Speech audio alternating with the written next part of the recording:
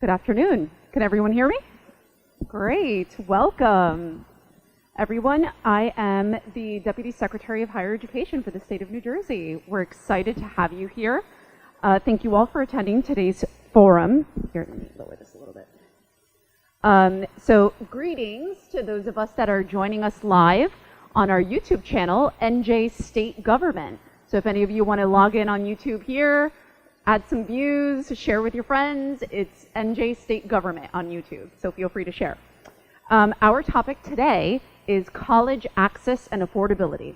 So today's event will include remarks from special guests, followed by a presentation from our state's Higher Education Secretary, Dr. Zakiya Smith-Ellis, on the current landscape of higher education in New Jersey, and then an engaging discussion with a panel of students and professionals sharing their diverse perspectives and experiences on college access and affordability.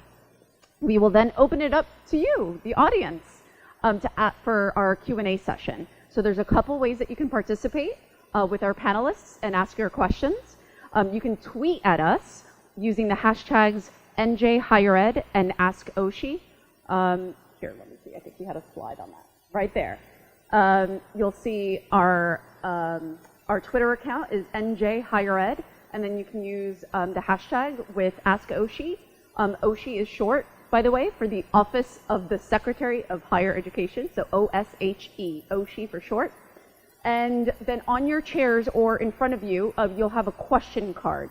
Please feel free to write down your question. Our staff that's going to be walking around the room with the little blue ribbon on their name tags that says staff. Can you wave your hand, staff? Look around. All right, just Stephanie and Dylan all the way in the back. They'll be walking around and collecting your question cards.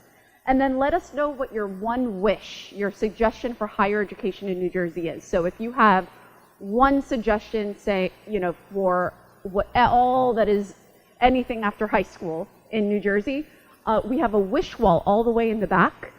Write down your suggestion. Put that on I think you have a Post-it note on the back of your question card.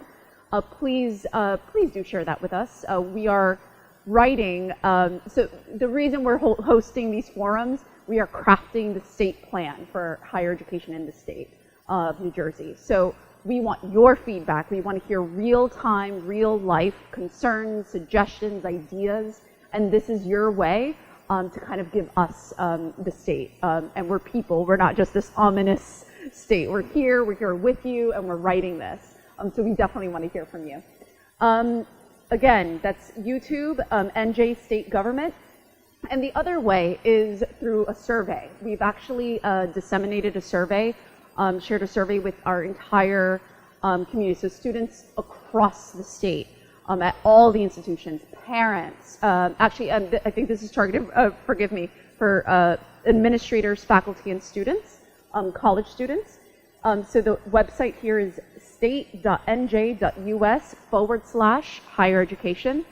It's a more lengthy survey, so if you want to go in and give your feedback that way, there we ask more in-depth questions, that we would really, really appreciate your feedback.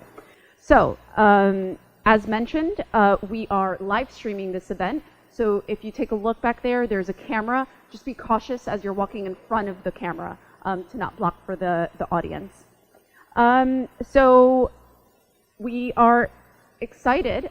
This isn't going to be our last forum. We do have another that is tomorrow at Rutgers University, Newark, also at 3 p.m. We'll have a panel of special guests there as well. So if you want to share the word, this is not the last one. So please get the word out. There is still another opportunity to get your feedback. So it is my honor to introduce the president of Rowan University, Ali Hushman. Thank you so much for hosting us. A round of applause.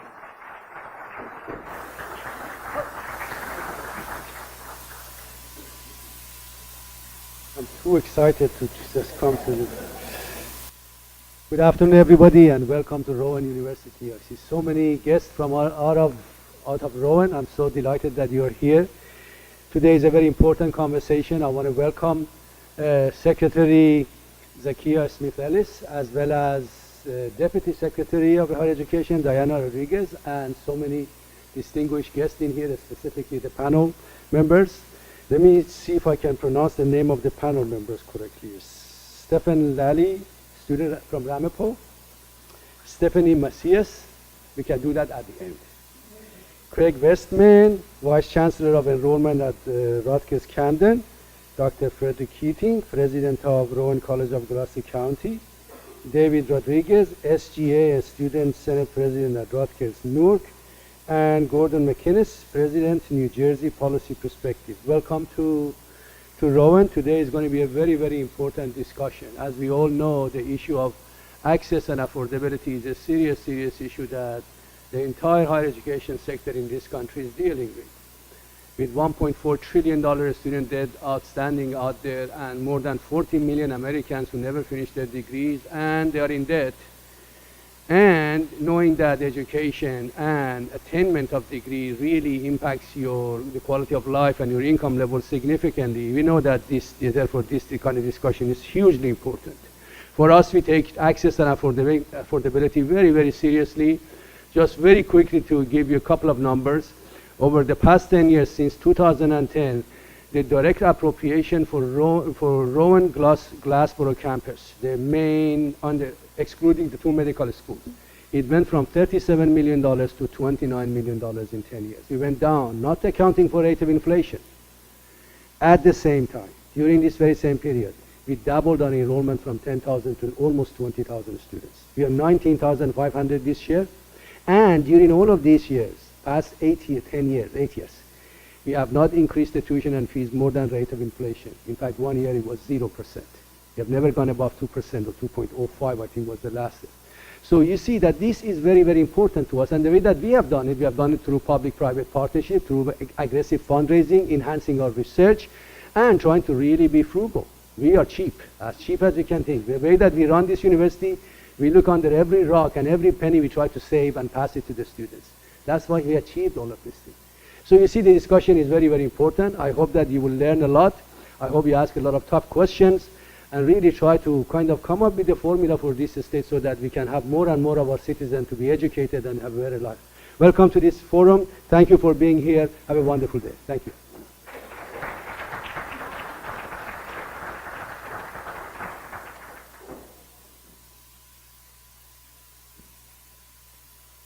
Thank you again, Dr. Hushman. So there's a couple in the audience that I would like to recognize, and please forgive me in advance if I miss anyone. We have our Executive Director of the Higher Education Student Assistance Authority, David Sokolow, right here with us, and Chief of Staff, Hanifa Barnes. One of our panelists I do have to give a shout out to is Stefan Lally, who is a student board member on the HESA board. So he is one of the panelists, but he's also a student that's very involved in higher education as a board member for HESA, which is a really big deal. Stephen. Dylan, am I missing anyone else? Let me know. Okay, oh my goodness, I'm so sorry. So presidents, there's a couple presidents in the audience, not just Ali Hushman. We have Chris Capuano, who's the president of Fairleigh Dickinson University. Any other presidents? Oh, we have, well, you're also a panelist. We have Dr. Keating in the audience who will be joining us. And Dr. Gaba, president of Atlantic Cape County College. So thank you all. It is a great honor to introduce our Secretary of Higher Education, Dr. Zakiya Smith-Ellis, who previously, before this position, served at one of the largest higher education foundations in the world called Lumina Foundation. Before that, she served in both the U.S. Department of Education and the White House so she served under several administrations, both the Bush administration and the Obama administration. And we are so lucky here in New Jersey to have her. So everyone, please join me in welcoming Dr. Zakiya Smith-Ellis, Secretary of Higher Education.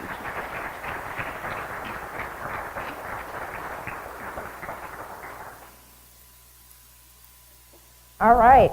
Oh, okay. So I forgot that I requested this thing so that I could walk around, but there's not that much space to walk, so I'll just stand right here and try not to fall off the stage. So I'm excited about this topic because this is why I got into higher education, was to address the issue of college access. Just a bit about me. So Diana gave you my accolades. I try not to emphasize when I got into the federal government, but really emphasize the last president that I served under, which was President Obama. But I entered because I was really starting out in my career interested in becoming a teacher, K-12 teacher. Social studies teacher, I got trained to be a teacher, got my certification, and was all ready to go into the classroom. I ended up going to grad school and had a student work study. Anybody do work study? Yeah, a lot of hands. You're like, got a work study job after this.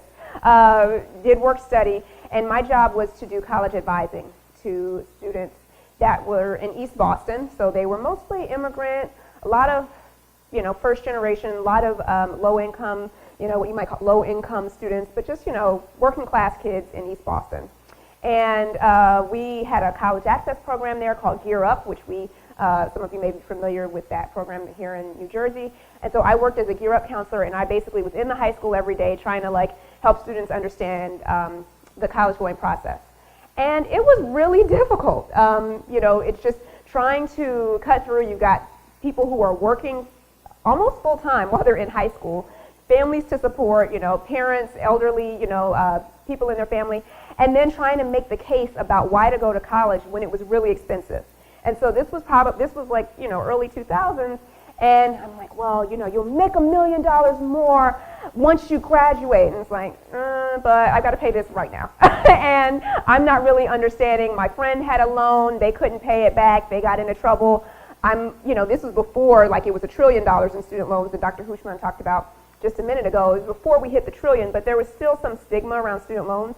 And if anybody has ever had any family member that got into negative problems with debt, that can just be a turnoff. So I said, okay, I'm really interested in this problem. I've always wanted to become a teacher because I thought education is important and I wanted more kids to go to college. But there's this barrier here in not just telling people about college, but also the reality of paying for it is very difficult. So just very personally, I think the burden of paying for college being a barrier to being able to attend is unconscionable and immoral. So we've got to do something about it. So I'm glad to be able to talk a little bit about it today. I'm hoping that we can have a robust conversation and not talk at you too much, but really hear from you, because the point of a state plan is to set a vision for where we're going to go moving forward. Can't start that, though, without kind of acknowledging where you are right now. So to start, you've already heard how to engage with us if you're online or watching. I do want to level set because we hear a lot about whether college is still worth it, and we looked up the data. It is still worth it to go to college. On average, every year of more education that you get, if you get an associate's degree, if you get a bachelor's, if you get a master's, if you get a PhD, each level of education confers more benefits in the long term. This is how much money you're likely to make. These are averages. So I always get this, it's like, oh, well, my cousin went to college and they ended up still working, at T-Mobile. It's like, okay, yes, your cousin may be in that situation, but these are averages. On average, it still pays off. And if you don't believe me, this is exactly what I'm talking about. These are, so at the very top is an advanced degree, and the lightest orange is $100,000 and over. The blue color, kind of the royal blue that's at the end, that's less than $20,000. So it's showing you that within every level of education, the very bottom is people who don't even get a high school diploma. There are some people who don't get a high school diploma who end up making more than $100,000. Okay? It's just 2% of them. It's so low you can't even see it on the graph, okay?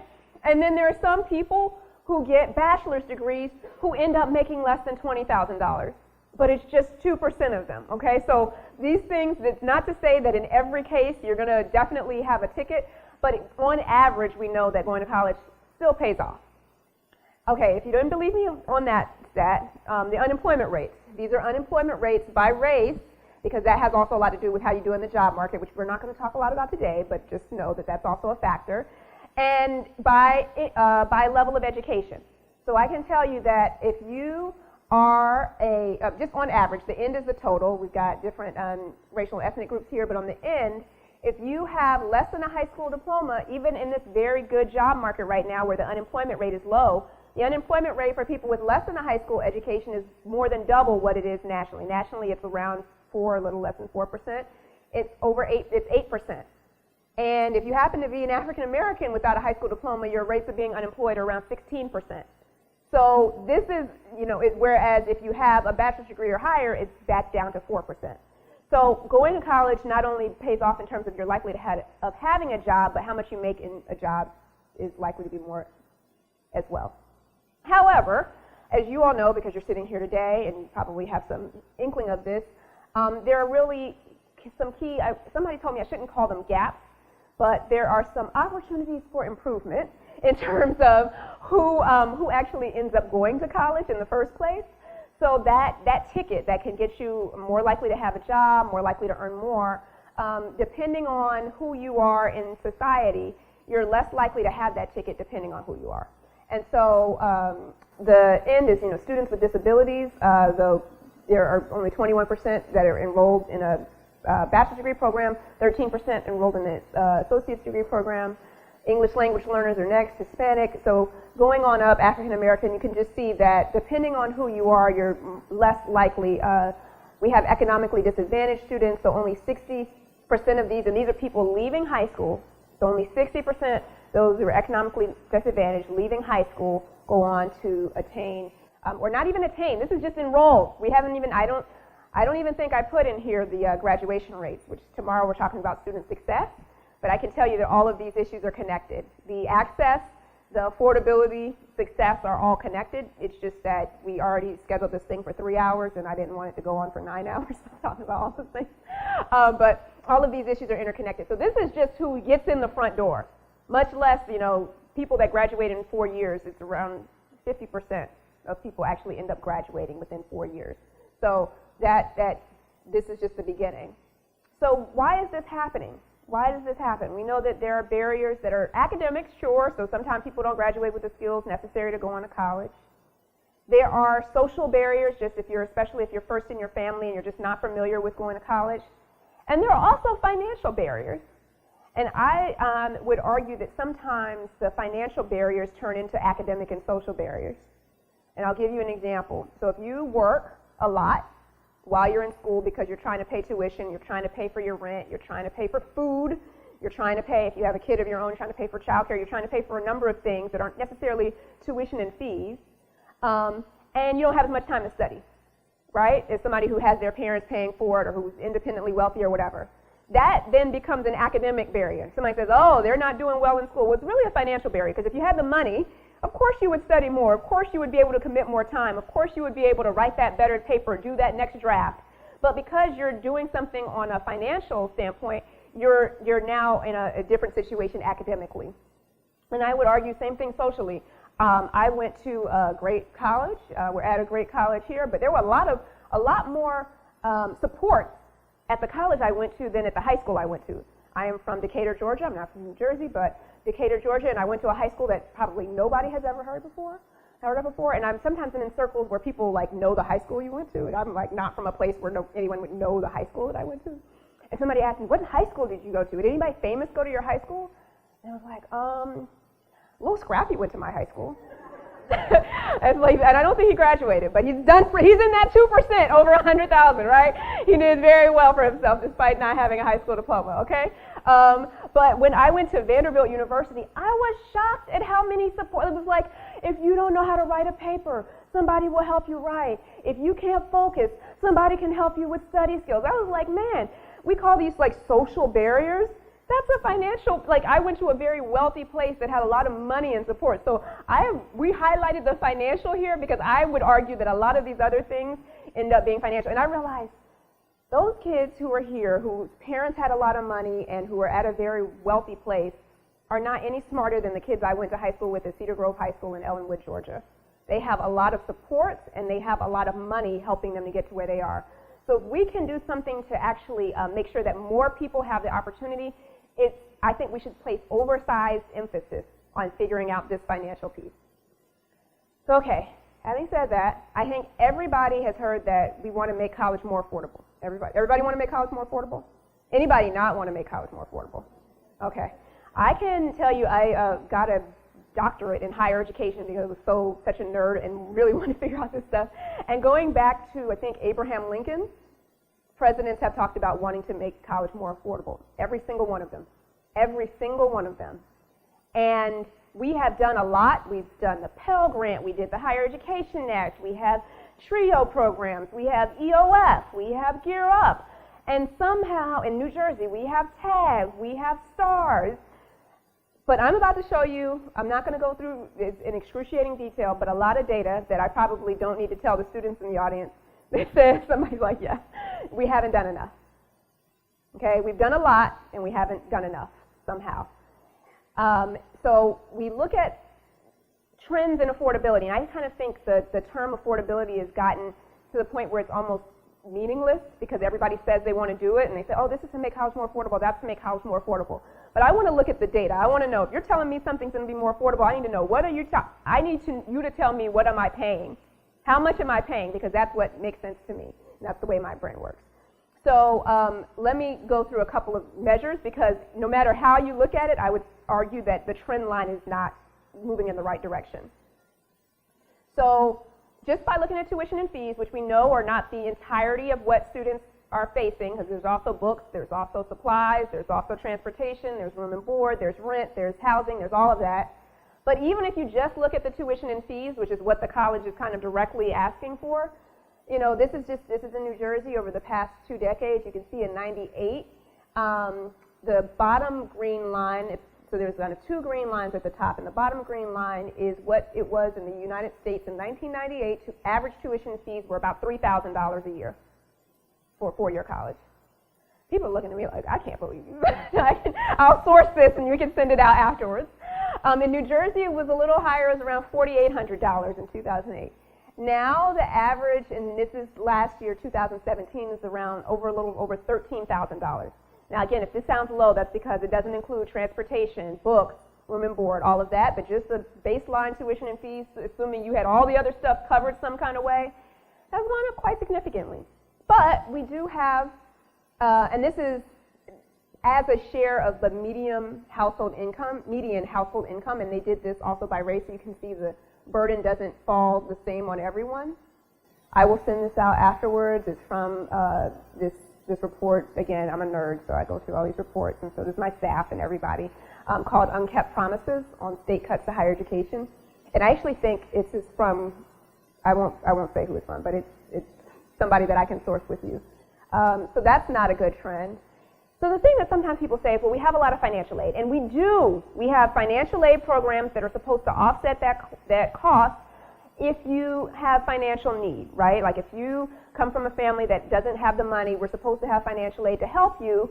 But even when you look at what is the net price, so the net price is how much do you pay after tuition and fees is taken care of. This is every state in the nation. The U.S. is in the middle. That's the average. So the net price for low-income families, so this are families in the lower income, I can tell you it's less than, I think, about $48,000. It's still $10,000 a year. And this is at public 4-year institutions across the nation. The lowest is in California. The highest is in New Hampshire. We're the 4th highest in New Jersey at over $13,000. And this actually does include all of the different things. It's not just tuition and fees. It's all the stuff and then your financial aid. So I know that when I just look at the data, I know that when people say it's still unaffordable, this is what they're feeling. And the current maximums for student loans are less than this. I can tell you that, right? So there's still a gap that people have to face. This is to 2-year colleges, which I think a lot of times people say, oh, well, why do you care about affordability at community colleges? The net prices at community colleges for low-income students are still high. Again, this is just every measure. This is federal student loan debt for 4-year college grads, which rose over 133%, more than doubled in the past 20 years. And then we've got we're 6th highest in terms of average student loan debt. So we've got some work to do. I didn't mean for this to be a gloomy thing, but there are a lot of sad slides here. These are student loans in collection, which we do a good job of, but you can see actually in South Jersey, there's a little bit more in terms of people who have trouble paying back their student loans. We'll send all of this out afterwards if anybody is interested in going through this. Student loans in collection, again, if you're not white, you're more likely to have a student loan in collection. So that's a problem. So I'm trying to think about how to end this on a high note because I realized I just went through a lot of really depressing data. But I guess what I will say is we have a panel of folks, including students and folks at different colleges across the state, who have been thinking about this, and I think who are working on some really exciting ways to address college affordability. Dr. Hushman, in his intro, talked about the things that they're doing at Rowan, looking under every rock. They have innovative partnerships with the community colleges, which I think are great, and Dr. Keating can maybe talk a little bit about that. Also, in the state, we have leaders who have been kind of looking at this issue over the past several years. And in 2016, there was actually a study commission that Dr. Keating chaired.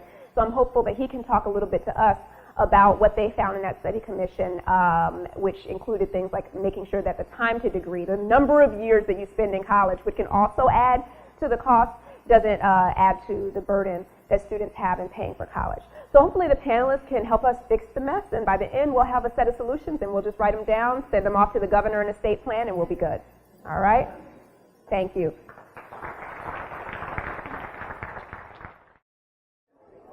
All right, so we are going to get started. We're going to get started in what I consider to be the meat of our conversation here. If we're doing Thanksgiving analogies, we just had like the hors d'oeuvres. We don't have hors d'oeuvres at my house, we just jump in, but you know. So I'm going to start us off by introducing, you heard their names earlier, but I'm just going to go ahead and ask them to come on up. Let's start with Dr. Westman, Dr. Craig Westman, who is the Vice Chancellor for Enrollment Management at Rutgers-Camden. He can tell us, each of them will tell us a little bit about their backgrounds, and you have the bios on the table. Next, we're going to have Stefan Lally, who is the student, he's the student government president. He's the board. You've heard a lot about him. Stefan Lally, I feel like we're now. Then we've got Stephanie Macias Arlington, who is the executive director of the Joseph A. Oh, now you're going to have to help me say the Yunano, gotcha, okay, Latino Institute at Seton Hall University. And then we have Dr. Frederick Keating, who you heard earlier, is the president of Rowan College at Gloucester County, and the former chair of the Commission on College Affordability from a couple years ago. Then we have Davio Rodriguez, who is the Student Senate President at Rutgers Newark, or maybe just finished a term as Student Senate President at Rutgers Newark. Okay. And I'm like amazed that we got these students to come down from Rutgers Newark and Ramapo. You know, when you're organizing something like this, it's hard to like touch every part of the state and get everybody together. So just special thanks to you all. And then last but not least, we have M McGinnis, who is the president of New Jersey Policy Perspective, and he's written a lot about college affordability and state funding of higher education. So let's welcome our panel.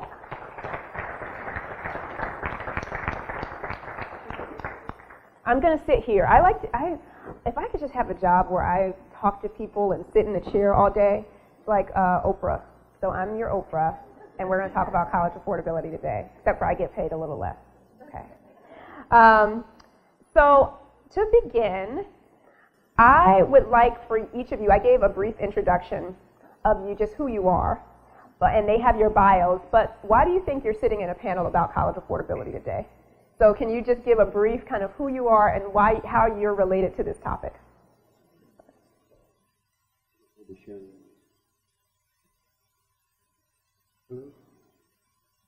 Hold on one sec.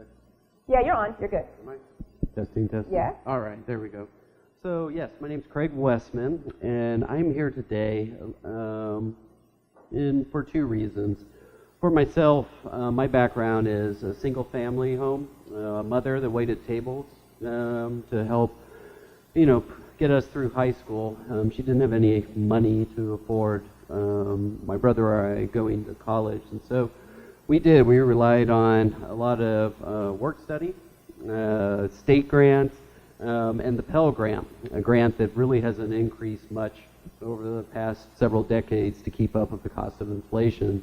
And the second part is being at Rutgers-Camden. We're a majority-minority institution, and we created the Bridging the Gap program that is on your tables, a little handout on that. And one of the things in the creation of that, and the importance of that program, was to help students, low income, low middle income families, working class families, to make education affordable, and to give the access. Affordability was important to our chancellor, but access was more important or equally important to her in the creation of this program. Thanks. Stefan? Good afternoon. Just want to thank the Secretary again for the invite. Why I think I'm here, I think in my years as a student leader at Ramapo, I think college affordability has probably been one of my marquee issues on the campus. It was just thinking in my head when I was coming in from high school, you know, sitting here, it's like full circle. My senior superlative was most funniest. So, you know, being able to do things I've done across the state and at Ramapo, being on the HISA board, we just had our public opening for our food pantry last week. We started a fund for students in need. My next initiative that I've been working on this semester with the provost is open textbooks, because I think that's one of the, you know, a cost for a student that's just too high. Oftentimes it's, you know, a price of one of your paychecks, because when we do work, we're making minimum wage or a little bit more, and the prices are just too high. You can't live in a textbook, you can't eat a textbook, you can't drive a textbook, and you can't sleep on a textbook. And I just want to drive that home when you think about the cost of education. So I think that's why I'm here today. I'll drive some points home, but I'm happy to hear from the panel. I'm excited, a little nervous, but very excited to be here. Hi everybody, Stephanie Macias, Arlington. Thank you to Secretary Smith-Ellis and Deputy Secretary Gonzalez for inviting me to participate in this important conversation around college affordability. I'm the Executive Director of the Seton Hall University Joseph Unanue Latino Institute. I, through the generosity of others, help to make college education a reality for our students at Seton Hall, and that is why I'm here today. We are proud to have offered more than $1 million in scholarship aid and professional development opportunities for our scholars, and I look forward to sharing a bit of our experiences in that process. Before I arrived at Seton Hall University, I was at NJIT, the New Jersey Institute of Technology. On NJIT's forefront, I worked at the Tech Incubator, which happens to be the largest and oldest tech incubator in the state of New Jersey. And I helped to promote entrepreneurship within our student leaders, faculty, researchers, and small business community to drive innovation and economic development for the state. I'm looking forward to participating, and thank you again. Good afternoon, everyone. My name is Fred Keating. I'm the president at Rowan College, Gloucester County. I guess I'm here to represent the county colleges. I would like to thank the Secretary for this opportunity.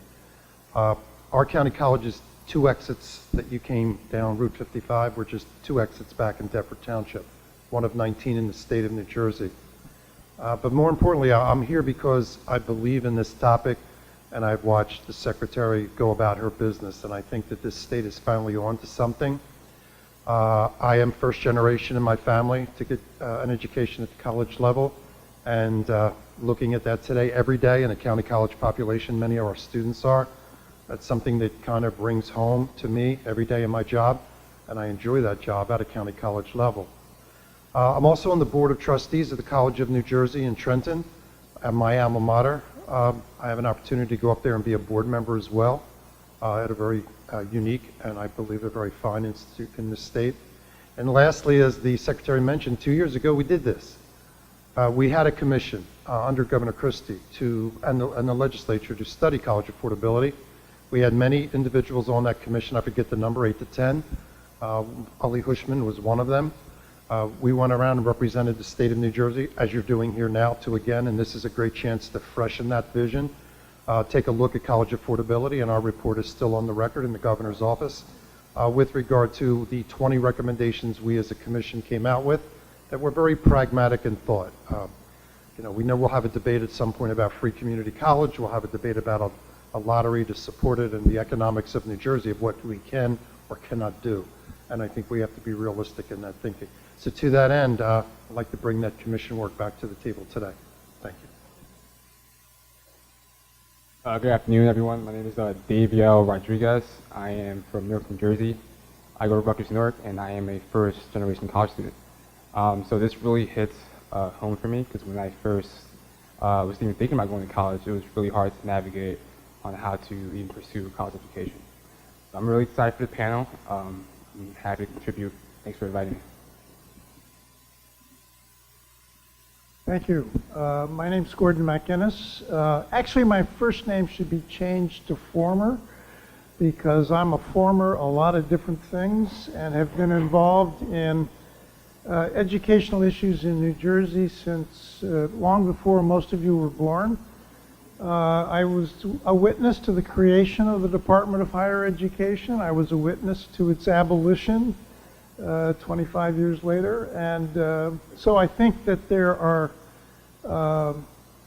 important issues to be discussed, but we have to be aware of the conditions that exist in New Jersey today and the chances for how you get the political will to make higher education both accessible and affordable. About as tough a question as you can ask. So I'm glad that you're here to tell us what we should do. Well, I'm only joking a little bit about that. So let's begin with kind of one of the primary things that I don't think we do often enough, which is what would it look like to actually have a truly affordable higher education experience? And I'm opening that to everyone. I want Craig to specifically weigh in, because I think you have done something really unique at Rutgers Camden, which I know they have something similar at Rutgers Newark, and telling people who maybe make so little that you don't need to ask them to contribute to tuition and fees, that they don't have to pay anything, and then doing a little bit more. But if you have a vision in your mind, and I feel like, you know, sometimes, I don't remember where it's from, the quote, you know, if you don't know where you're going, you'll never get there. But basically, if you don't have a sense of what you would like to see happen, and I do think sometimes with college affordability, we have a, like, it's like pornography, you know it when you see it in the standard, instead of something that's a bit more precise. So I'm wondering if anyone has a thought about what it would look like to really have something that is affordable. So as a college student, I think affordable means the idea that you can afford to go to college at that moment in time, but also post-graduation. Because if the cost of living is higher than you can actually afford, that 10% that goes to student debt can actually be a real detriment to your financial stability. So affordability means being able to afford going to college at that moment in time, and then also being able to afford it after you graduate. So as a college student, that's what we're looking for. So when we're applying to schools, we're looking at the employment statistics, what major specifically are we looking to do, and what are the prospects after. So those are the top things of affordability that we're looking for. So it's primarily after post-graduation, or post-graduation rather. You bring up a good point, which is it's not just about the price that you pay at the beginning, but because so many students are taking out loan debt today, you have to think about whether you're going to be able to repay it, and that is part of that. It has to do with what you learn while you're there, right? And whether or not you're able to be marketable when you leave. Anyone else care to venture on that topic? I also flipped it like you. I would think college affordability is not playing Russian roulette every semester, is not having transparent idea of financing your college education. And more so, I see what it's not in front of me. And so being earlier on having these discussions and dialogues with parents and families is what we can do to help alleviate the reservations that some of our students are having around college affordability. Please. I would look at it a little bit differently. I think affordability is really, it's a moving target, obviously. I don't think it can be defined. I think it's, as you pointed out, with the economist that spoke to us the other day, with regard to the amount of family income that's dedicated to education. So if you use that as a barometer, but it's such a moving target, and I think the other points that are equally valid, or maybe more valid, is what we looked at with our commission was time to degree, and the idea of spreading time and money over it. And I hear predictability, and I also hear graduate study, recognizing there's new variables. So we don't know what we can't define it. We know it when we see it, but if we ever could define it as the percentage of family income that's dedicated to the active education, I think we should be more concerned with preparing a system and a structure that would be more predictable, user-friendly, and the idea that you have to consider graduate school as part of the new equation. A bachelor's degree is not going to do it any longer. So we're being told the associate is the new high school diploma, the baccalaureate, the new associate. You're going to be looking at graduate school. So if it's going to be a longitudinal run, it's a marathon, not a sprint. So families are going to have to look at their money and pull that money out over time and see how much they can afford to do. If it was more predictable and or structured differently to give them time to degree considerations that were less expensive, hence predictable, I think then you could start to gather it in and put it around that family's ability to pay and come up with a consideration of affordability.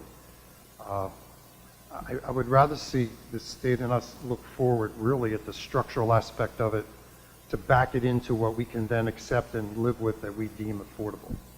So it's kind of a reverse view. And I should say this is a good one for if you have thoughts in the audience when we get to the portion of engaging.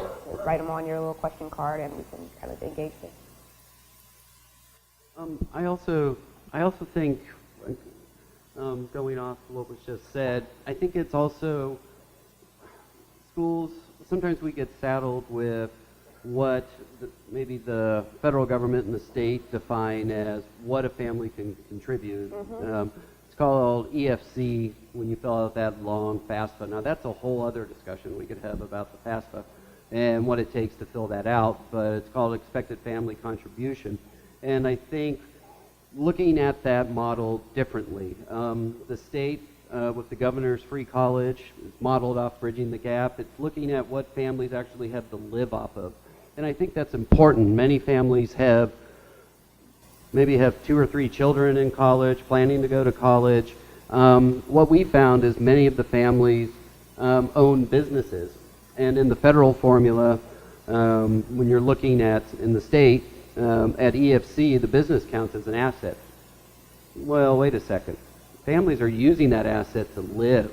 So what you're telling me is the family should sell that business in order to pay for school, and yet they'll have no money to feed their family. So one of the things we did was to change that model, flip it around, and look at what the adjusted gross income of families are. What do they have to live off of?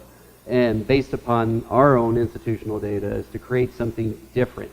Something unique that can help with that affordability, to sort of flip the EFC model on its head and say, well, that's okay, but and each institution needs to look at its own self. But for our institution to help as many working class families that we can, we need to look at what families actually have to live off of.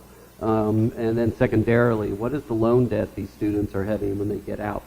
As the Secretary mentioned, that's another big thing. How can we lower that loan debt?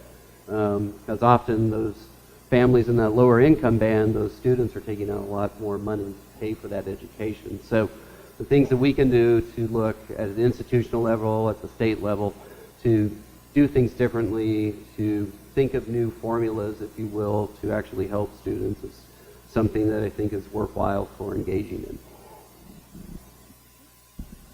So there's a reason that the average student debt for people who finish college and graduate has been steadily rising, not just in New Jersey, but across the country.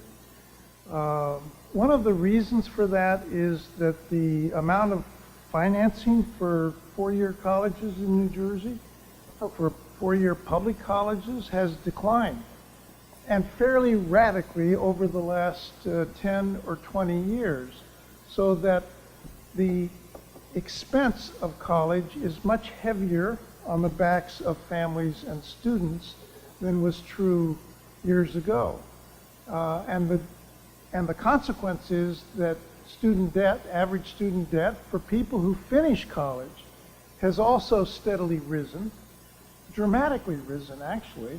So we are stuck in a place that should be recognized, even though there may not be an easy solution to it, but we are the victims as institutions of higher education, as families sending kids to college, as students in college. We're a victim of a steady decline in the operating support that public colleges receive from the state, with the consequence that the cost to students has risen. And even though you might see, a 2.2% increase in tuition here and steady increases in fees there, it may not be dramatic, but it is steady and cumulative. And the effect is experienced by families that then have to borrow extensively for paying for a college education, and they take loans, the only loans that you can take in the country and not be protected by bankruptcy if you can't meet the full obligation, at high interest rates. So we are in a unfriendly environment for dealing with the issues that need to be dealt with. And it's both at the federal level and frankly it's at the state level. So can I ask if there are things happening right now on campuses that give you hope? So I think Dr. Keating kind of referenced some of the work that came out of the Affordability Commission of, ideas that could happen to move forward. Gordon, you just talked about ways that the state could spend more on operational aid for colleges so that they wouldn't have to raise tuition so much. But are other things happening on campuses right now to increase access in ways that we should be thinking about, like encouraging more of, or increasing affordability that we should be thinking more of? Can I take it? Sure. I think the remarks that were made are absolutely true. And I do believe we as a state are going to have to accept the fact that's the climate we're in. And I think more so we spend time today and other days like we did on our commission is we put that in as a given and baselined it and said, that's it, we'll never bring it up again. New Jersey's broke. So we recognize that we can't sit here and say float a lottery or do this or do that. State aid has dropped to the point now where 66 or 67% of our revenue is student tuition and fee. So when almost 3/4 of your income is based on the student's pocket or ability to borrow, so we accepted it as a given and tried to turn the game around to say, let's change the structure. And if it ever gets better economically, the structure will be less strained. So we were looking at things like high school enrollment in college. And I don't want to capture it or belong. I mean, this structural aspect was that we thought that we wanted to see New Jersey move in the direction of putting college credit available to a senior in high school. It would be a restricted amount of credit, and it would be paid for by other parties. So that they would literally get a semester of college almost as part of the structural aspect of education. Not in our case anyway, free community college. It was a student 1/3, the high school 1/3, and the county college, in this case, 1/3, just as a start block. What does that do? It knocks down a semester, it accelerates the possibility, it lessens the reduction of change of major with regard to exposure to content and curriculum, the rigor of college course. There's many things that could be done in there that you could do structurally. So I think you're seeing a movement now of many colleges going down into the high school population. And most people thought that was taboo and we were separate entities. And it was a pass-off, high school diploma, good luck, Godspeed, see you later, off to college you go. Now it's being integrated. So again, it closes the timeline, it cuts the money, and that was a couple $100 a course. So that's a heck of a head start to get some gen eds out of the way. And then on the back end, our commission came up with a 3+1. We do it here with Rowan. I'm not going to say it's the end all, but I will say it's a start to maybe allow a restructuring of the upper level where community colleges and four-year schools can redesign territorial scenarios and look at degree completion differently, because the price of a county college is $5,000 a year. If the shoe fits, wear it. If it doesn't, then there would be a 4-year handoff. We send students off after 1 year, 2 years, 3 years, and someday maybe a baccalaureate. I know that that's not looked upon that well in our sector, but the concept of changing the structure is time to degree, and time to degree is money, because until you're employed and getting an employer to pay for graduate study, or you're paying for it with a paycheck, you can't do it, you have to get it, and we have to put it into the equation. So I think the state point is absolutely correct. I've given up on it, basically given up. We structure our program and our relationship with Rowan University, in our case, as if we'll never, Ali Hushman, before he left, he looked at me one day and said, build this relationship as if you'll never see another dollar from the state. So if I'm a student and I'm looking at that, I got to think, show me that way, because before we get into the weeds of what it costs to buy a book, what it costs to eat a meal, what it costs to live in these apartments, what it costs for transportation, that exceeds tuition and fees. So that's the hard side of a soft side conversation. So the only way out I see is if we structure it to allow students get in earlier and less expensively, spread time and shrink it so that your degree time is differently, and get an idea that a four-year school is ready, willing, and able to take you in a relationship of 1, 2, or 3 years down, 1 to go, because graduate school is the end game.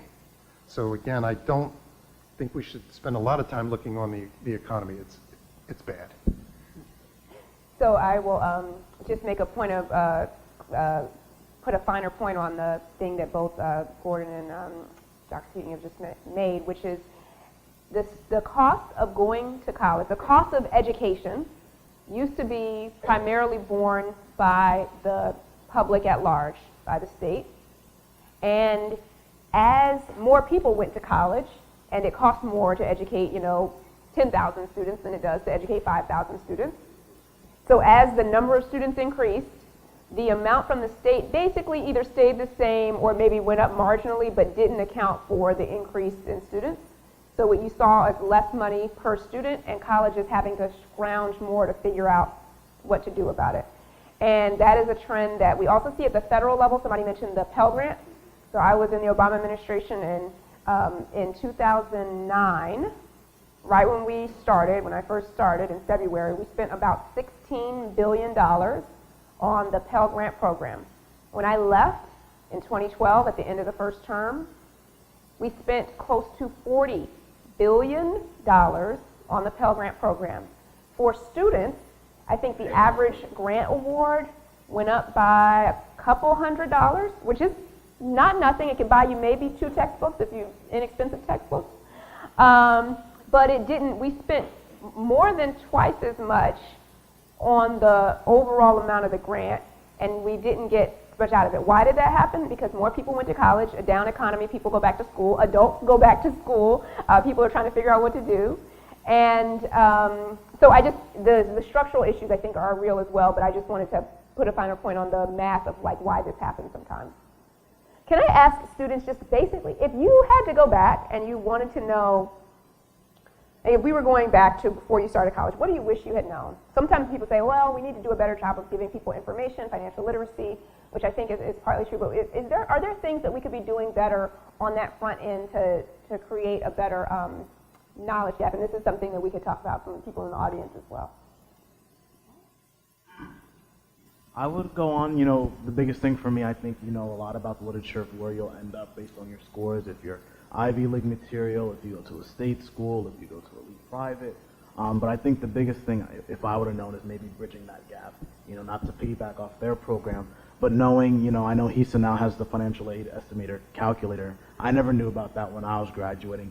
But if I were to know, the government's helping me with this amount, and I'm on the hook for this amount. Because for us right now, for college students, when we look at that gap, it almost becomes a math equation. I work X amount of hours over the summer, or I work X amount of hours during a semester, or I take this amount of jobs, or I do this for work study, and I can bridge the gap this way, or if I take a payment program this way. And that's on top of our classes. We have some students that work more hours at their jobs than they do spend in the classroom, and that's a problem. So I think if we can let students know about that gap, and not force them, but kind of show them, there's other options than going straight to a 4-year degree, or maybe start at a community college. Not 4-year schools, the start isn't just for everybody, but that gap, I'm taking out a lot of loans, I'll admit that. And it's quite depressing, I'm not married yet, don't have a house yet, but I already owe somebody tens of thousands of dollars. And if that doesn't keep you up at night, I don't know what does. And I have midterms or finals, coming up, and that doesn't keep me up, but it's the gap I owe, the payments I owe, and it's haunting, knowing that, the debt can't be forgiven. It's something that sticks with you, and to get a student loan, it's so easy, because anybody... It can be forgiven. It can't be discharged in bankruptcy. Oh, yes, thank you. But, So if you, pay a little bit if you can. You can declare bankruptcy for any other reasons, but it won't be discharged. But it's just so disheartening as a college student, they say you make $1 million more, and I'm sitting here when do I find that $1 million? And I think it's the gap is the biggest knowledge point for high school seniors coming out. How many people have student loans? I have student loans. I feel a lot better now. Yeah, yeah. I mean, I was like, I don't know if I should ask that. Is that going to be like encouraging to say, I'm the secretary and I have student loans too? It's okay. Or is it like, damn, you're the secretary, you still got student loans? Sorry. Yeah. So to speak about high school when you're a high school senior, so I come from a community where college is not the first topic of conversation for all the high school seniors. However, when I was applying to schools, it was difficult to, like I said before, it was difficult to navigate. So I think better equipping our high school counselors on college affordability and being able to understand how to direct students in the right way in order to get the best optimal options for college education is a good route to do in terms of resources. So I think that when I was in high school, I didn't know what the resources were. So that was something that when I was going through college was something that I had to like hit the ball running and try to understand. So an advertisement of resources will be a huge thing that I wish I had access to. I asked, a lot of us talked about the transition from high school to college and things that we could have done better in that process and as we move forward. And I asked just any and everyone, and particularly Stephanie on this one, I'd be interested in your thoughts about what we can do to help low-income students, but also students of color and non-traditional students, like students who are not, necessarily coming straight from high school, adults, people who have kids already. How do you think about reaching out to them? And also, Dr. Keating, you're at a community college where I know there's a larger proportion of students who may not be making that traditional path. We're still strategizing on how to reach these student populations. For the audience, the Yunano Latino Institute is a welcoming resource center and endowment fund. All students, irrespective of background, of heritage, are welcome to apply, but you must demonstrate financial need.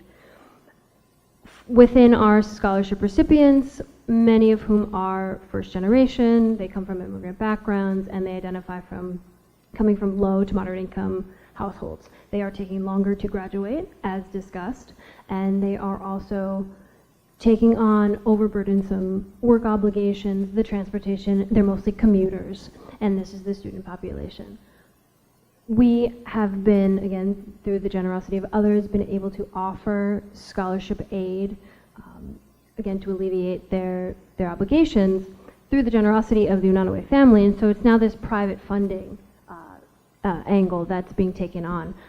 We remain a community-oriented support system. We are looking at the spectrum of high school, so we're going in early. We have, just on December 1st, we have a FAFSA workshop. I know it is just the end-all be-all, but being able to provide bilingual translation services, being able to break down some of the daunting framework and even the acronyms of the paperwork, and so being able to go in early and being able to have those one-on-one conversations, sitting down with the student, be it a 40-year-old parent who's now going into their academic journey at Seton Hall and sitting down and trying to tailor their finances to their reality and what they can afford. So it's really being, again, a community service-oriented center. It's being welcoming, it's being part of the fabric of Seton Hall University and being very in touch with our financial aid office. But we are finding that there are a lot of different student populations and they all need different support along the way. Other thoughts on non-traditional students and how we do outreach to them? At Camden, we have a very active civic engagement.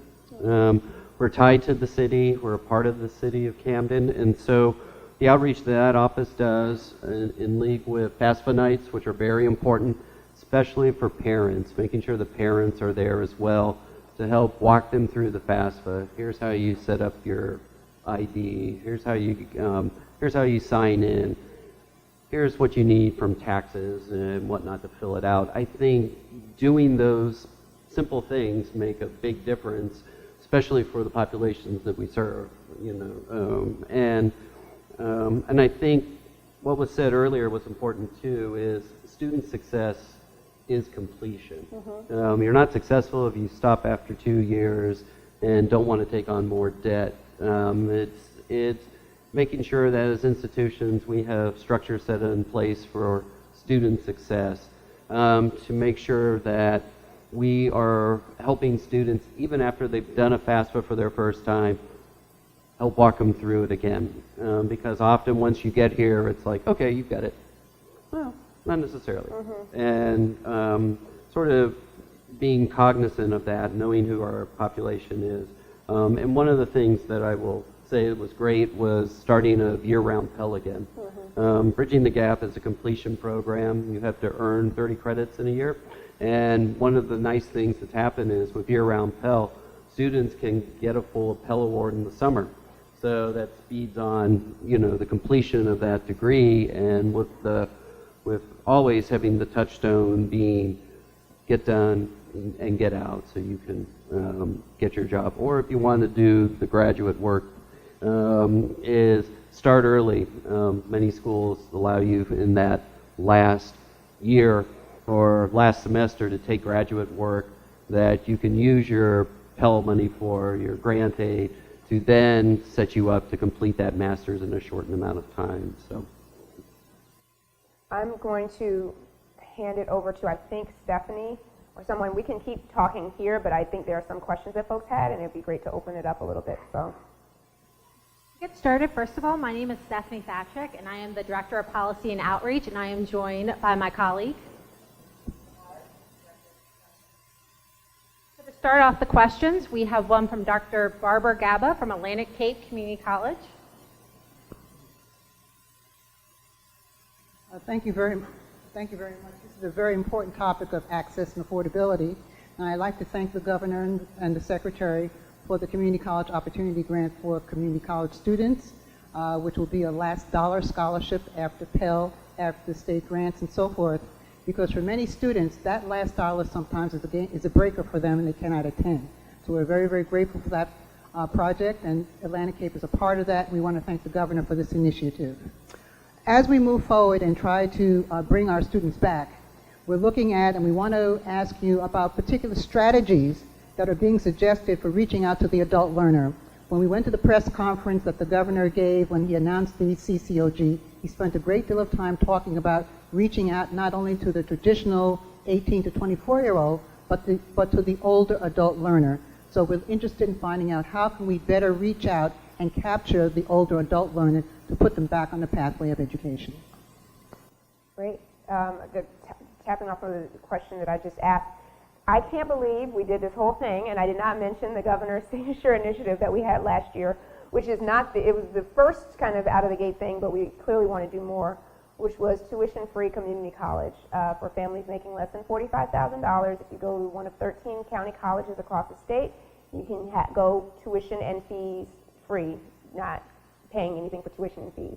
I think I would slightly disagree with something that was said earlier, that you can't gauge, measure affordability. I think if you're paying less, that's a clear way to, like, especially if you're lower income, that's the way you know that it's more affordable than it was before. And it's something that's extremely popular, and not just popular in terms of like getting votes, but like popular in that it cuts through the noise of like, oh, fill out the FAFSA, and then maybe if you do this and if you do that. It's like, if you are eligible, if your family makes less than this amount, you don't need to worry about tuition and fees. You still got to study. You still got to keep your grades up. You still got to pay for books and transportation. You still got to get yourself to class. But the tuition and fees part is covered, and there's still a lot that students have to do after that. And I think we're trying to think about how beyond that can we make college more accessible beyond those that are in that community college pilot, perhaps expanding the pilot, but also thinking more broadly. So that's kind of part of the purpose of today. But I should have started by just acknowledging that we already do have kind of one thing underway. Back to the question of adults, and I know when I in a past life worked with a lot of states to do outreach to their adult populations in particular and structure free community college specifically targeted to adults. Our community college program is inclusive of adults, so if you got an uncle, you got a cousin, you got somebody that is not straight from high school but doesn't have a college degree and doesn't really make that much, maybe they have a minimum wage job, they probably qualify, and you may want to talk to them about whether that might be something they could do. But it's hard to reach out to adults because they're not in one place. They're not at a high school. You can't just say, hey, we're going to do a FAFSA completion night at at Walmart or something like that. Like, where do you find adults that are in need? I don't know if anyone has good thoughts about that. Probably somebody that works at a college and not necessarily the student. I'll take it just to start it. I mean, I think the movement New Jersey has, which I would applaud. I think, David, you're part of it. This idea where labor is putting the American Job Center, or what the one-stop aspect, on a community college campus. It sounds simplistic, but just by the physical attachment of the workforce consideration, where individuals go who are unemployed, underemployed, seeking to change employment, that is a large penetration into that market. And I think if we use that as a base of operation, I'm back to structure, I know, sorry. If we use that as part of the component, and I think change and shift the paradigm that labor and industry should dictate terms and conditions of credentialing, and certificates should be credit bearing, and certificates should yield degree, and degree should also have embedded industry valued credentialing with internships and experiential learning, which then brings all of that population at least like flies to a light. Whether they partake, it's a tough population. We're in it every day, more traditionally in a county college, and we have meetings like this all the time. How do you get a non-traditional student back in the game? And nobody's given me an answer yet. So I think bring the mountain to Moses and bring the job centers and economic development and workforce development. Every county's got one. So just put it where every county's got one, a college, and let that pipeline the system and then bring it up to the four-year schools. Or more importantly, workforce. That we're finding that what I would advise a freshman this day is be careful the major you pick. Unlike past times, you have to, and I hate to say this, it's almost contradictory, you almost have to pick a major that's got a return on investment portfolio. I don't think there should be majors that don't have return on investment. What's that? I think if we're leaders and we are charging people and then they take out student loans, we should be looking to see whether or not, and if they're not to say don't offer them, but maybe they should be free, maybe those should be their certificate programs, but if you're asking people to pay a lot. You know, you want to take it, but the understanding is that the counseling in high school, which I believe it starts in middle school, but we'll never get there, but anyway, that idea... Gear Up starts in middle school. That idea would be, again, return on investment is the business phrase of the day, and if you're looking at college affordability, if you're going to spend that money, be careful and more selective in what it is you choose to study. And I know, talking to freshmen, high school juniors and seniors, self-reflection, I had no clue. They have no clue. We heard last Friday, you're going to change jobs 20 times in your lifetime. Is that what he said? The economics? Yeah, 19 or 20. I heard it. I thought, you know, I don't know if you'll live that long, but okay. But this idea of the flexibility, you got to narrow the field down, because if you find yourself jumping semester to semester, losing credit, changing schools, changing major, changing discipline, time, money. So this idea of front-loading the vision and what it is, and we, the colleges, I shouldn't script our majors to those that are marketable and feasible for employment. I don't think we'd just be carte blanche any longer. I think we're going to have to refine it. First of all, because we can't afford it, and therefore we should probably do it in partnership. And I suggest labor drives the train, not education. Okay, another? Right, we have Flora from Montclair. Oh, she's in the back there. I see her.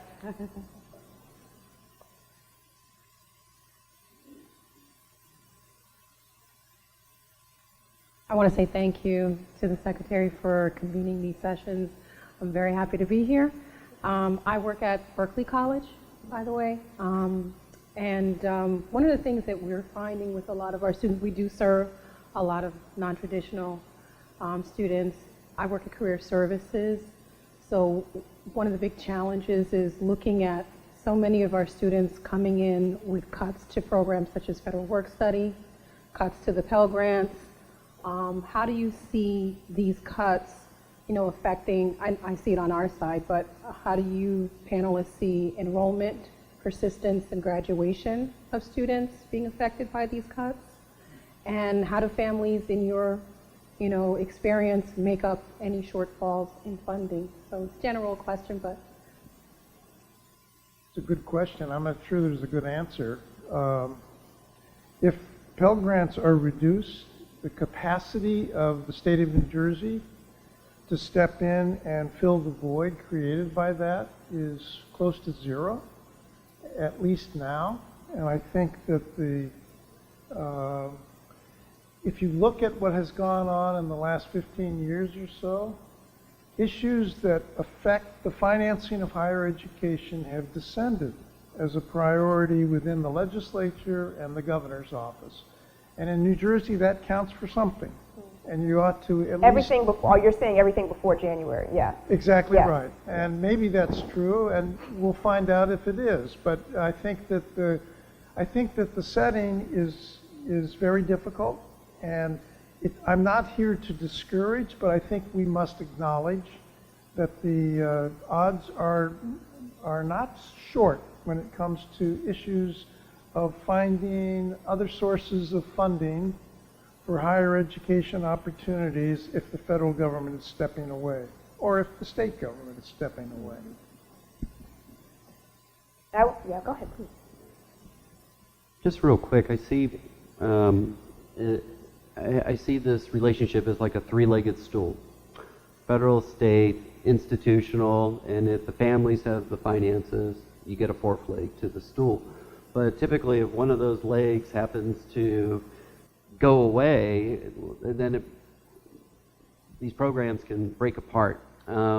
And having been in other states, I have to say that the New Jersey grant program is very nice. I've been in states where it's a fraction of what New Jersey has to help support students. Now, you can also say the cost of living is a little bit higher in New Jersey than it is in some other states.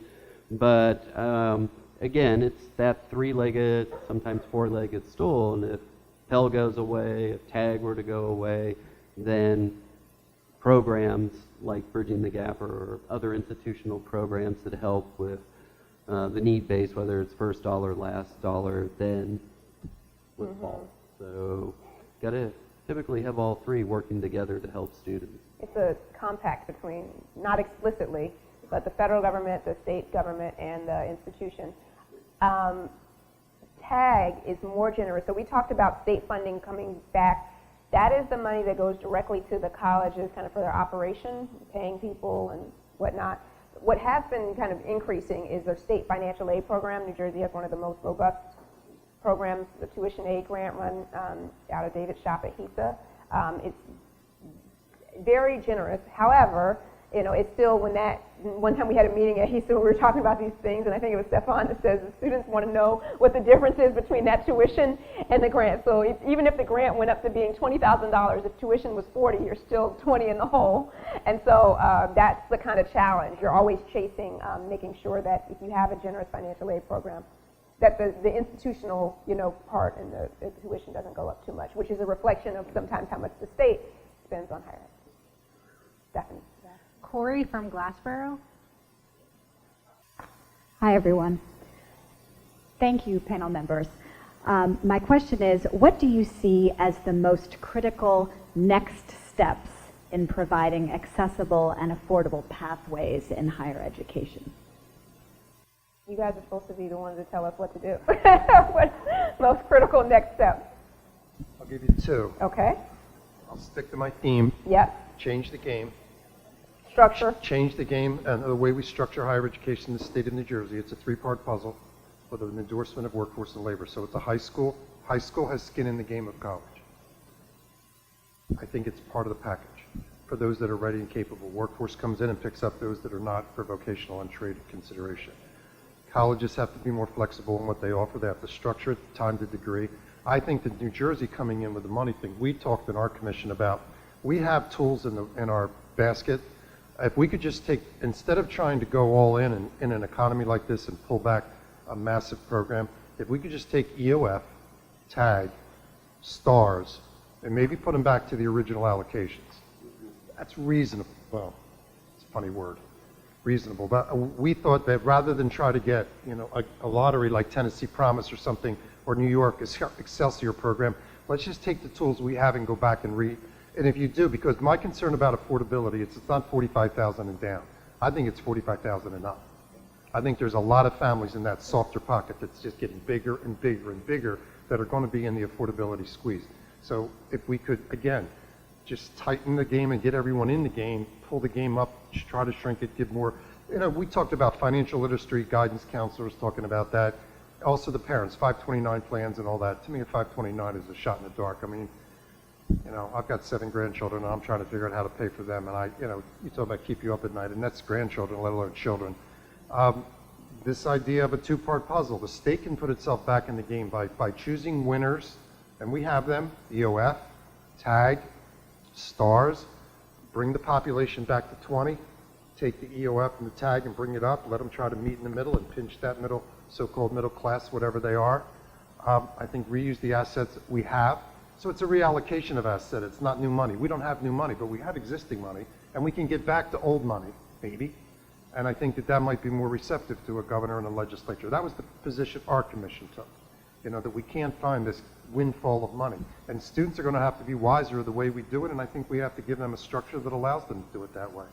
We put a capping aspect on credential, 60 on an associate, 120 on a bachelor's. They said that was insane. A lot of people today are arguing it because now it is law. And that wasn't one of our favorite ones, but somebody finally said, we got to stop this game or we're going to price them out. Because if credit creep goes up to 129, 30, 130 or more, that's another year.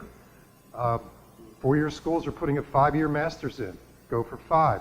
Community college, carve out 2. High school, carve out 1. We're giving associate's degrees to high school students at record number every year. They're thinking outside that box that I can get that off the plate. So again, I think it just goes back to, what are you going to do tomorrow? We don't have the tools except reuse the tools that we have in the box, and we got a lot of them. So I think it can be improved. Sure. You want to say something? Yeah, I would say, as much as we talk about the aid programs for students, I'd say direct aid to the colleges help too, because whatever the colleges don't get, they get it from us, the students. So when you look at your tuition bill, not only are you paying for the classes you're taking, but you're paying all these mandatory fees, whether it be capital improvement or other such, and they add up to be, over $1,000, sometimes $2,000 in fees.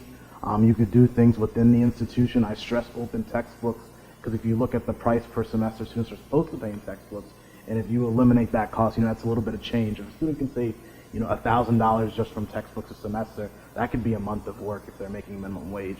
So it's things like that. We don't have to think grand when it comes to, bridging the gap or these aid programs, but there's things we could do in changing our behaviors as, institutions operate that can give extra savings to the students. Direct aid for the colleges, again, help them with the position counts, because that's free money for them. The less benefits they're paying, the more money they can spend on the student. So it's things like that. It's not thinking outside the box, but I don't think with the system we have, we're utilizing it to the best of our ability.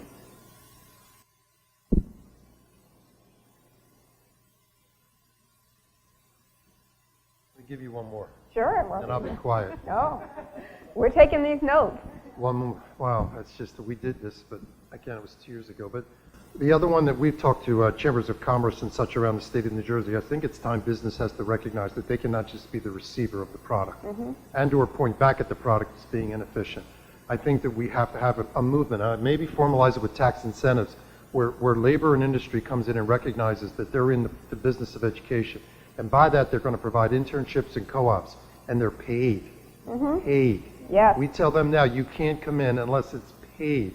And by that money, we even tried, and Ali Weissman tried here, to have that money come directly to the student's tuition account at the university, so that money sits there for them for a drawdown. I don't know where the IRS left that, and I'll leave that for other people, but this idea that business cannot stand back and take receipt of product, criticize product, or not have participation of the development of product. So if you're going to play, you got to come in. So if government has to incentive business with tax consideration, so be it, to get them in, but with the understanding we should have experiential learning in every program. Every program should have a real life experience, and that should be a paid relationship. You get a better student, you get a better graduate, you get a better education, and oh, by the way, you got a couple dollars to help pay for it, that knocks out the part-time job, at least one of them. So there are ways, again, of a state incentive to bring other players to the table. We need more, and I think a business and industry has sat this one out. And I'm not that knowledgeable, I'm not the sharpest thought on this, but I just don't see it in our school, and again, I don't see it as much here at this university when we talk to them. Yeah, agreed on the paid internship. They need the product, so you have to get in. Then you could have internship. We have internships down to sophomores. Next year we're going to have it down to freshmen. It's a gamble. They're young. but there's some aspect of that employment back to giving the student the opportunity, test drive it before you buy it. Because they come back after a freshman year at 5,000 and say, not my cup of tea. Fine, we fixed it now instead of waiting until you spend $50,000 in 2 years of your life, and now we got to go back and rebuild the engine. So that would be one other piece. Take the money we have and reuse it, repurpose it for return on investment, get business to be in. If it has to be incentive by tax, so be it, and bring new money into the market that's not going to be new money by just new money. Is Anna get a better student? Aisha? All right, so this is an anonymous question. Has implementing financial literacy in K through 12 and higher education been discussed as a way to assist with expanding affordability and access? I think several people up here mentioned it, financial literacy. I think it's and I've studied this financial literacy thing, and I have a little, trying to think of how to say this positively. There has never been a financial literacy course that has been shown effective. And I have an analogy, and that's about safety in cars. And I am actually a big fan of financial literacy. I think everybody needs to have it, needs to have access to it. But when we talk about the trends that we saw in tuition, if everybody knew how much it was going to cost, they would have still happened.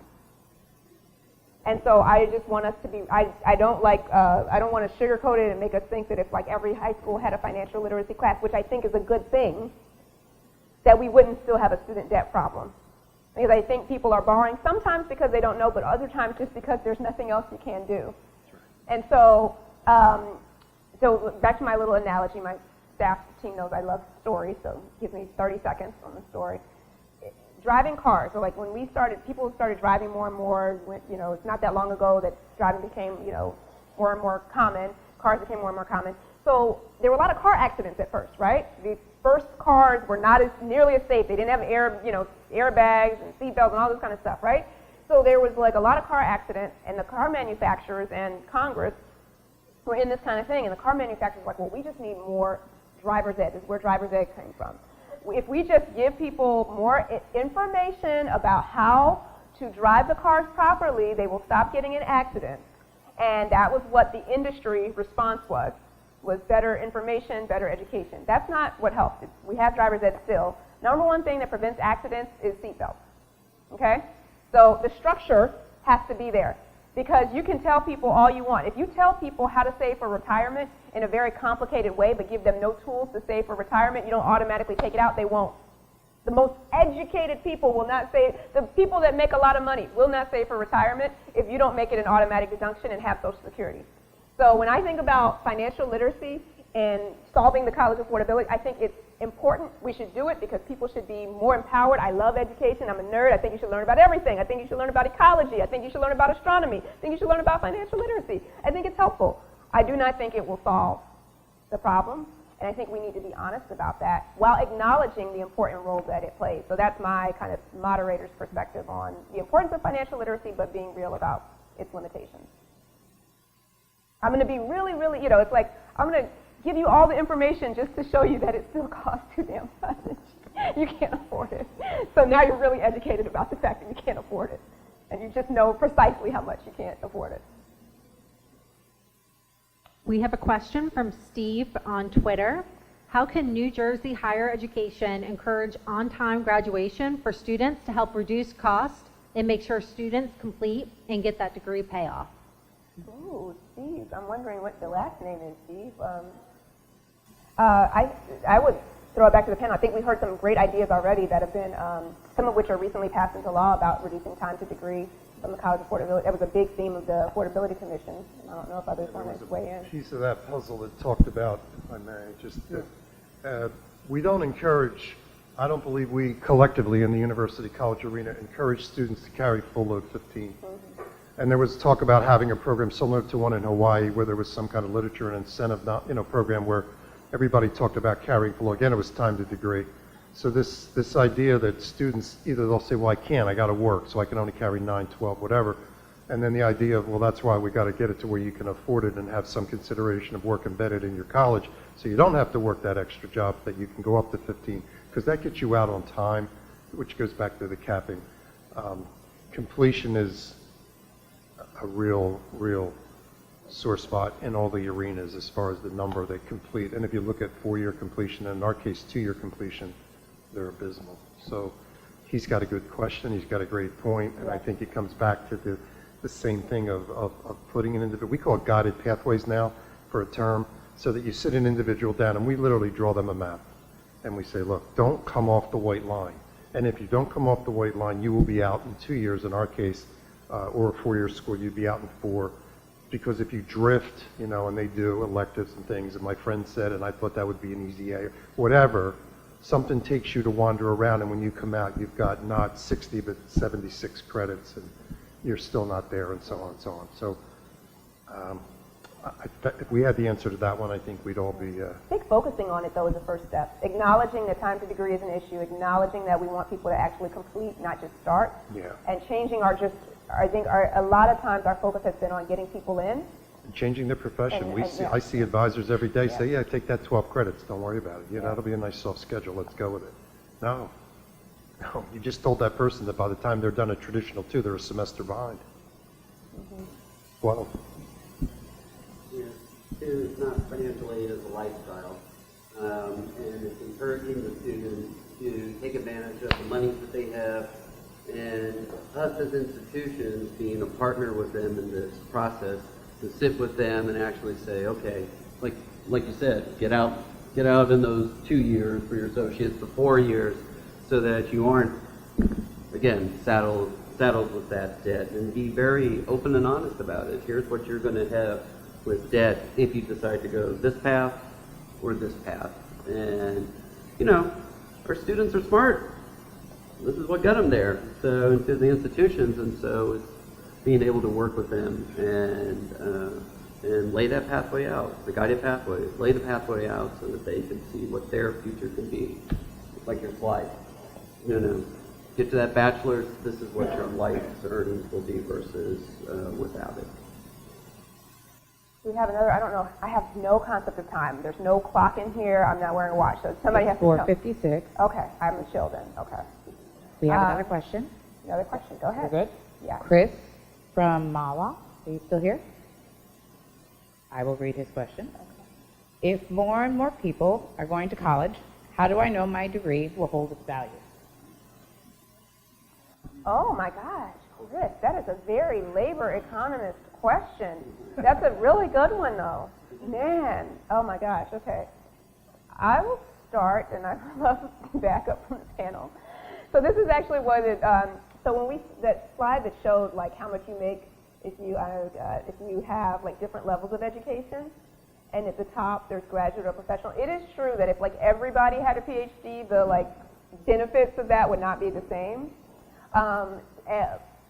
However, there's also a lot of good evidence that the nature of work is changing. So the new jobs that are created now require higher levels of skill and education than the jobs before. So my dad grew up in Ohio in a manufacturing, typical Rust Belt. Everybody went to work in a factory after high school. That was just what they did, and you had a good life, Tons of people, went through, this was, 40s, 50s, lots of people went to work in factories, industrial age, and you could raise a family. Their unions were very strong, and you could raise a family.